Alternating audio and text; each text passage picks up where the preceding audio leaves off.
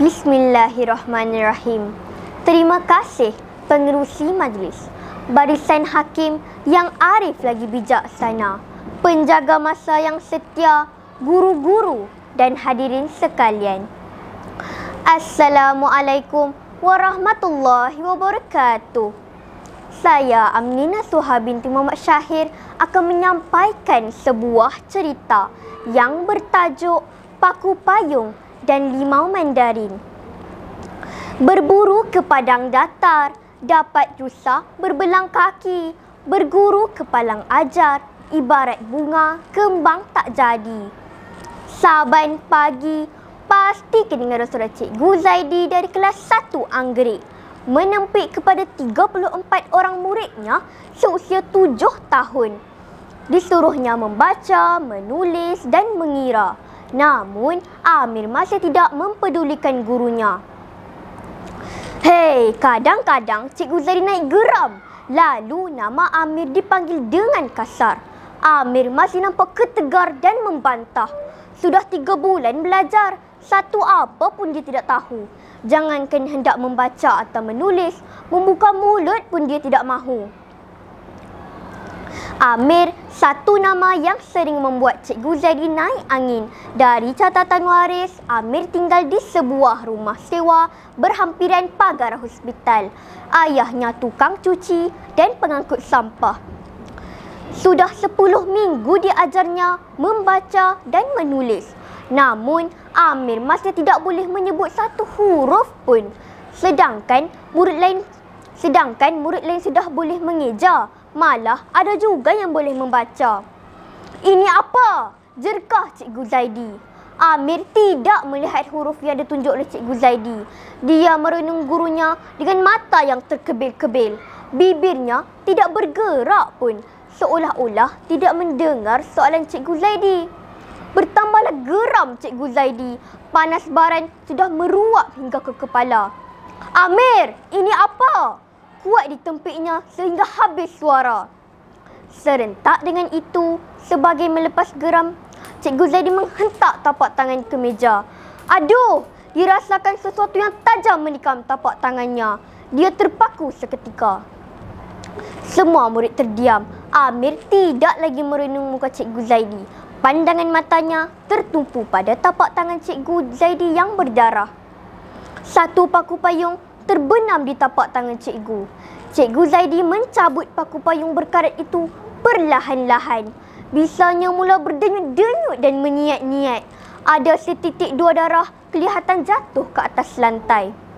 Tiba-tiba dilihatnya Amir mengeluarkan sapu tangan lusuh dari poket. Dia mengusap darah yang menitik di lantai lalu membuangnya ke dalam tong sampah.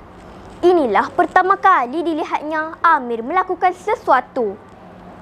Denyut dan bisa di tangan Cikgu Zaidi tidak berakhir, malah semakin teruk sakitnya. Cikgu Zaidi segera ke hospital. Tatkala itulah dia ternampak Amir sedang bermain dengan adiknya di luar pagar hospital. Amir memerhatikan gurunya itu agak lama. Lantas Cikgu Zaidi pun mempercepatkan langkahnya. Cikgu Zaidi diberi cuti sehari, tetapi tidak diambilnya. Dia ingin melihat bagaimana sikap Amir. Jika Amir tersenyum, ketawa ataupun mengucapkan selamat pagi, itu dianggapnya satu sindiran. Apa mimpi perubahan Amir ini? Tiba-tiba dia datang awal dan tidak lagi mengantuk.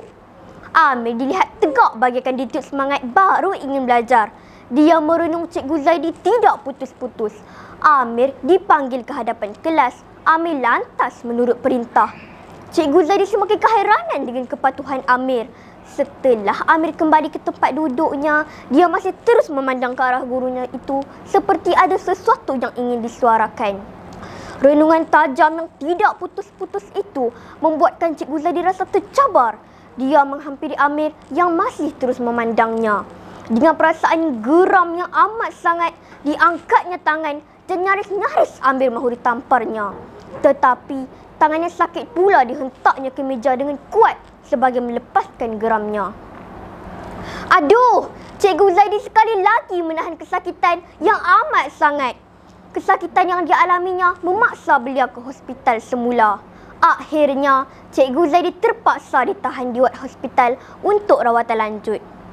Sedang Cikgu Zaidi berehat di katil hospital, tiba-tiba dilihatnya Amir mengintai di balik pintu yang terbuka.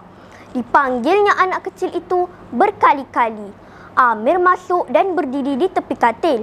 Tiba-tiba dia menghampiri Cikgu Zaidi lantas memegang tangan gurunya. Dia merenung tangan yang terkena tikaman paku payung yang membawa celah kepada gurunya.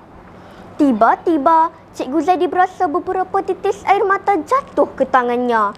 Amir tersedu-sedu. Mungkin dirasakan kekurangan dirinya mencetus kemarahan serta kejadian yang menimpa gurunya. Hati Cikgu Zaidi mula tersentuh. Timbul rasa sayu melihat anak kecil ini. Kepala Amir diusap berkali-kali. Amir, murid yang sering menjadi bahan letirannya, ternyata seorang anak kecil yang mempunyai keluhuran hati yang sukar ditafsirkan. Tatkala itulah Cikgu Zaidi berasa tapak tangannya menerima satu benda bulat. Dilihatnya sebiji buah limau mandarin. Sejurus kemudian, kelihatan seorang lelaki separuh umur masuk, lantas berjalan menuju ke katil Cikgu Zaidi. Dia menguntum senyuman lalu memperkenalkan diri sebagai bapa kepada Amir. Ujarnya, Amir begitu beria-ria mahu melawat gurunya dan memberikan sebiji buah limau mandarin. Ya Allah, sesungguhnya sikap berhemah bapa Amir dan ketulusan Amir dalam menyantuni gurunya yang sedang sakit menjentik keinsafan dalam diri Cikgu Zaidi. Mahu rasanya dia memohon maaf kepada Amir. Sayangnya, ucapan itu tidak mampu diungkapkannya. Betapa berat mata memandang, berat lagi bahu menggalas kebenaran. Ketika Amir dan bapanya hendak berlalu pergi, Amir masih memandang gurunya dengan pandangan yang sayu. Apabila tiba di muka pintu, Amir melambai-lambaikan tangan kepada gurunya itu. Sejak hari itu, Cikgu Zaidi berazam untuk mendidik serta membimbing semua anak muridnya dengan penuh ikhlas dan amanah. Tidak sabar rasanya Cikgu Zaidi mahu kembali ke sekolah untuk meneruskan perjuangannya sebagai pendidik yang berdedikasi. Dia bertekad untuk memberi perhatian kepada murid berkeperluan khas seperti Amir. Malah Amir sendiri akan diletakkannya di bangku paling hadapan di dalam kelas.